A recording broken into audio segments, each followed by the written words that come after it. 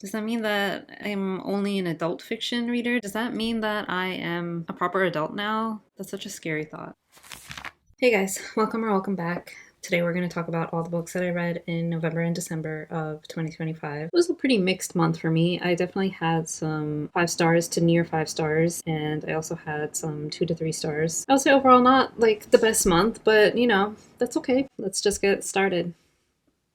That's a nod for. But yeah, let's just get started. In November, I read one book, which is kind of insane for me. There's nothing wrong with reading like one book in a month. I've seen people even saying that they're going to only read one book for the entire year of 2026. But for me, it's a little bit insane because I'm used to reading somewhere maybe around like 4 to 5 books a month. But I did read one book in November, and it could be the top book that I read in 2025 overall. It was Shadow of the Gods by Gwynne. This is a Norse-inspired epic fantasy. 200 or 300 years ago, there was this great war between the gods, and it kind of led to all of the gods dying, but their half-god offspring still live. And they're essentially just turned into slaves by, the regular humans because the humans are afraid that the gods are going to come back. The story follows 3 warriors, and each one of them will have some impact on the world changing in some way. When I tell you that I love this book, it is no exaggeration. What people say about Gwynne's writing and his ability to create these really amazing battle scenes, like, it's all true. They were exciting, they were suspenseful. I didn't feel like there was too much action. I wouldn't say that the characters are very complex, but I found myself liking and rooting for them and wanting them to succeed. Their motivations make sense, and their decisions align very strongly with their goals and who they are. The characters have a very strong sense of self. One criticism that I have, which is like really the only criticism, is that sometimes the author would repeat certain things multiple times, and it just felt a little bit unnecessary. Like Varg and his motivations for searching for a Seor witch or a Galderman, whichever term you prefer. But yeah, overall, I have no other complaints about this book. When I was reading it, I didn't want to put it down. I was so immersed and so enraptured by the world and the story. By the time I finished this, I was like craving the second one. I really wanted to read it. I know that my library has the second book, and I think I already placed a hold on it, but there's a long wait. Maybe in the next couple months, I'll be reading the sequel to this. The first book that I read in December was The Mystery of the Yellow Room by Gaston Leroux. It's this really beautiful mint edition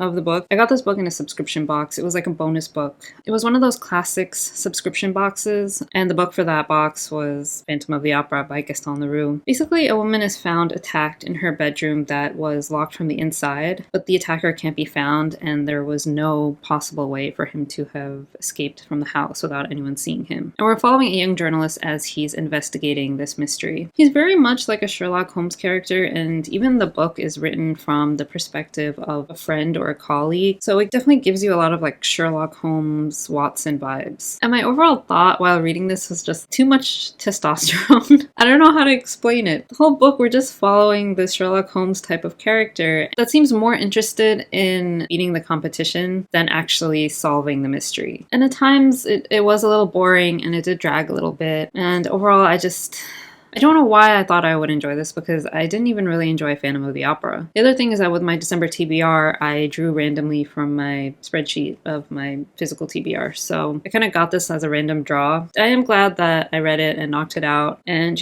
maybe this will just stay, as a trophy on my shelf.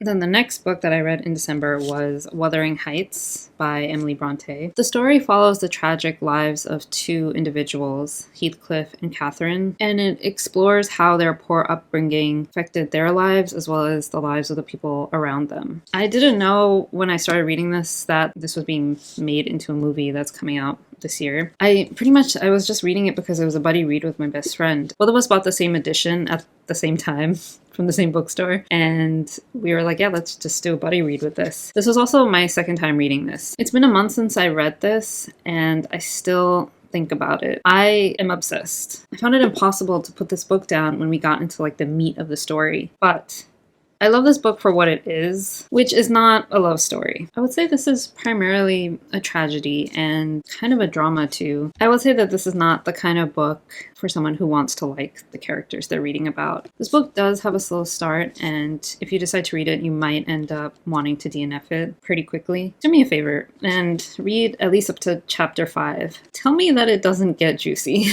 After Wuthering Heights, I moved on to A Man Called Ove. This was the first book that I tried to read in my 3 books in 3 days vlog. I like how there's just one lone tab here. Our main character, Ove, is a curmudgeon, which is a really fun word to say. He hates everyone, and everyone kind of avoids him for that reason. But then these new neighbors move in, and he kind of gets pulled into their shenanigans despite not wanting to be pulled in. This book was heartwarming and heartbreaking all at the same time. It definitely made me feel a lot of different emotions. I mean, sometimes I was laughing, sometimes I was crying. I loved Ove as a character from the very beginning. Fredrik Backman is just so good at building these characters that are interesting and funny, and I also love his comedic style of writing. I did cry at the end. I wasn't like bawling or anything, but like there were definitely tears running down my face. Can't wait to read another book by him. I'm not sure which one I'm gonna read next, because I know there's a lot. There's so many books. I'm not sure if I'm gonna read Beartown next or My Friends. I mean, I think I've heard better things about Beartown. That might be my next Fredrik Backman book. The next book that I read in December was A Witch's Guide to Magical Innkeeping by Sangu Mandanna. Basically what the story is about: Sarah was the most powerful witch in Britain until she loses all of her powers, bringing back her aunt from the dead. And because she's pretty much powerless, she ends up running an inn with said aunt. But then she finds out that there could be a way for her to regain her powers, but she needs the help of this magical historian, Luke. I went into this book thinking that it was a safe bet that I would like it, and I was shocked that this book actually exceeded my expectations. In my recent vlog, I mentioned that I almost put this book down after the first page. I think I could read the line to you that kind of made me consider DNFing. It's on the first page, so it's not really a spoiler. Sarah chose to ignore the insult, as well as its dubious logic. Are you sure this will work? Would I lie to you? You lied to me an hour ago when you told me the tooth fairy ate the last of the peanut butter. The tooth fairy? How old do you think I am? I don't know, something about that line, I think I just got worried that the writing was going to be cringy. I find a lot of the writing in romance novels a little bit cringy, so I was worried that this book was going to be the same. But Sangu Mandanna did a masterful job writing a cozy romance that didn't feel cringy or forced. The plot was believable, the characters were believable. I liked the love story. I feel like it was written a little differently than love stories in contemporary romance books are, and I think it worked really well. I enjoyed this a lot more than I thought I would, which is crazy because I already thought I was going to like it. So the fact that it exceeded my expectations, I could not recommend this book enough. If you're on the fence about reading it, just take this as your sign to pick it up. Then the last book that I read in December was Winterwood by Shea Ernshaw. The women in Nora Walker's family have always had this special connection to the woods near their home in Fir Haven, and they've lived there for centuries before anyone settled there. And they're the only ones who can venture into the woods safely. Most other people that go into the woods usually never come back. And it's in these woods that Nora finds a boy, Oliver. He's a boy that went missing from a camp for wayward boys nearby, and he's been missing for 2 weeks. But it becomes clear very quickly that something is going on with the woods, and Oliver is keeping secrets. Nora has to find out what's going on with the woods and this boy, Oliver, before it's too late. I did not enjoy this as much as I thought I would. I felt like it was too dramatic. Like, it didn't have to be this dramatic. I think I felt that way because I think this book is better suited to a teenager or someone in a younger age group. I feel like this was very much like how a teenager would think and what a teenager would enjoy, at least when I was a teenager. Me at 14 years old would have eaten this up. This was exactly up my alley when I was that age. But I don't know about teenagers now. I don't know what they like. I think the story was a little bit predictable. I figured out what was going on pretty quickly. It was a little bit underwhelming for me. Again, but I think that's just because I'm not the right age group for this. And it did kind of make me question if my time with YA is over, which I don't know what that means. Does that mean that I'm only an adult fiction reader? Does that mean that I am a proper adult now? That's such a scary thought. Most likely, I'm probably going to unhaul this at some point and donate it back to where it came from. So like a used bookstore or a thrift store or something like that, so that someone else in the right age group can enjoy it.